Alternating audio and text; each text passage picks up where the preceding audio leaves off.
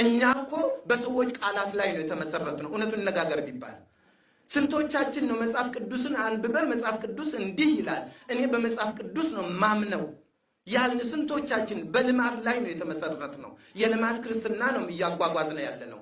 ይሄ የትም ማደርሰን ቀጥታ መጽሐፍ ቅዱሱ የተጻፈው እኛ ልንመሰረትበት ነው። ጴንጤ እንዲህ ይላል፣ ኦርቶዶክስ እንዲህ ይላል በሚለው ላይ አይደለም። የነሱ ይቆይ፣ ከዛም በኋላ እናየዋለን። ጴንጤ እንደ መጽሐፍ ቅዱሱ የሚናገር ከሆነ እንቀበለዋለን፣ እንጥለዋለን። ቆይ እቺ መስት መልሱልኛል። ጴንጤ ስለምንጠላው ማለት ነው። ጴንጤ እንደ መጽሐፍ ቅዱስ ከተናገረ እንቀበለዋለን፣ እንጥለዋለን። ምንድነው የእናንተ ሐሳብ? እስቲ እንቀበለዋለን። ለምን? የመጽሐፍ ቅዱስ ነው የተናገረው። ተግባባን? እሺ። ኦርቶዶክስ እንደ መጽሐፍ ቅዱስ ባይቀበል እንቀበለዋለን ወይስ እንተዋለን?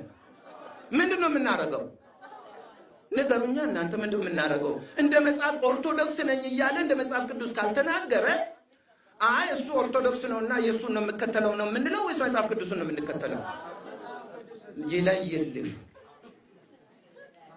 ይሄ ዝም ብሎ ተነስቶ በስመ ኦርቶዶክስ መነገድ